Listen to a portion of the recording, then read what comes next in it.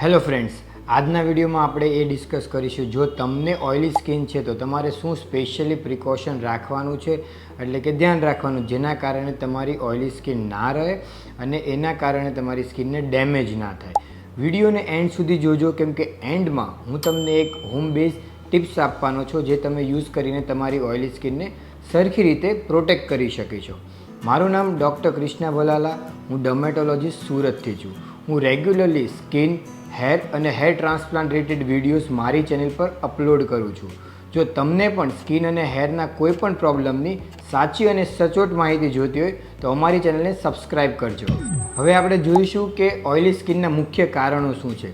ઘણીવાર હોર્મોન્સના કારણે oily skin થતી હોય, જેનેટિકલી એટલે વારસાગત મમ્મી કે પપ્પાને ઓઇલી સ્કિન હોય તો પણ તમને થઈ શકે, અને નોર્મલી જ્યારે આપણે 12થી 18 વર્ષની ઉંમરના થઈએ ત્યારે પણ આપણા બોડીમાં અમુક ચેન્જીસના કારણે સ્કિનમાં ઓઇલનું પ્રમાણ વધી જતું હોય છે. તો સૌથી પહેલાં ઓઇલી સ્કિનના કાળજી રાખવામાં આવે છે ફેસ વોશ. એટલે કે તમારે એક salicylic acid base face wash, કાં ટી ટ્રી ઓઇલ, કાં એલોવેરા બેઝ, આ કોઈ પણ એક ફેસ વોશ યુઝ કરવાનું છે. એ ફેસ વોશ દિવસમાં તમારે 2 વાર વાપરવાનું છે. પહેલાં ફેસને થોડું પાણીથી વોશ કરીને પછી જ ફેસ વોશ લગાવવાનું છે, અને પ્રોપરલી 2થી 5 મિનિટ ફેસ વોશ કરવાથી જે પોર્સ છે એમાં ઓઇલ જે રહેલું છે એ પ્રોપરલી નીકળી જશે. આવું 2 વાર કરવાથી તમને સારું ફીલ થશે. વધારે વાર ફેસ વોશ નથી કરવાનું, કેમ કે જો તમે વધારે વાર ફેસ વોશ કરો 3 કે 4 વાર દિવસમાં તો સ્કિનમાં જે ઓઇલ છે એ વધારે પડતું બહાર નીકળી જાય છે અને એના કારણે સ્કિન ડ્રાય થઈ જાય છે.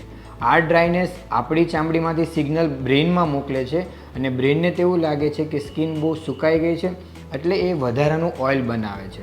એટલે તમે ઓઇલી સ્કિન માટે જો વધારે પડતું ફેસ વોશ વાપરો તો તમારી સ્કિન હજુ ઓઇલી વધી જશે. સેકન્ડ પોઈન્ટ છે મોઇશ્ચરાઇઝર. ઓઇલી સ્કિનમાં મોસ્ટલી બધા પેશન્ટને તેવું લાગે કે અમારી સ્કિનમાં ઓઇલ વધારે છે એટલે મોઇશ્ચરાઇઝરની જરૂર નથી હોતી, પણ ઓઇલી સ્કિનવાળા દર્દીને પણ મોઇશ્ચરાઇઝરની ખૂબ જ જરૂર હોય છે. બિકોઝ સ્કિનમાં પ્રોપર મોઇશ્ચર હશે તો સ્કિન સુકાશે નહીં, તમને કોઈ સ્કિન ઇન્ફેક્શન નહીં લાગે.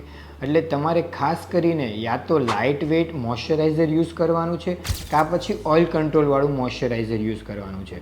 જો તમને જાણવું હોય કે કયું મોઇશ્ચરાઇઝર ઓઇલી સ્કિનમાં વધારે સારું થાય તો કમેન્ટ બોક્સમાં કમેન્ટ કરજો. ઓઇલી સ્કિનમાં કયું સનસ્ક્રીન યુઝ કરવું જોઈએ.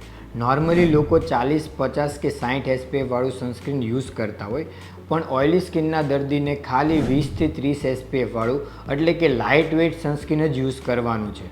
આ દિવસમાં 2 વાર દર 3 કલાકે ચહેરા પર ને ગળા પર લગાવવું જરૂરી છે.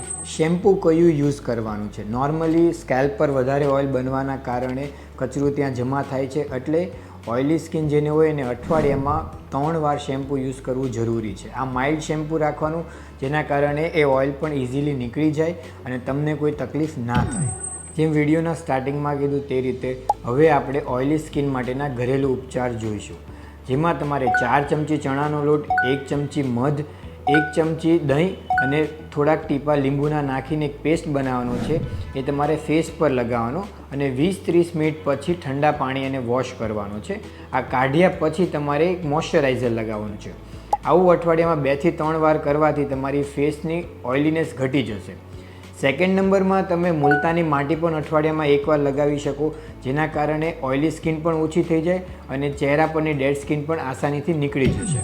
સો ફ્રેન્ડ્સ, જો તમને આ વિડીયો ગમ્યો હોય તો તમારા ફ્રેન્ડ્સ અને ફેમિલીમાં શેર કરી શકો. Thank you so much.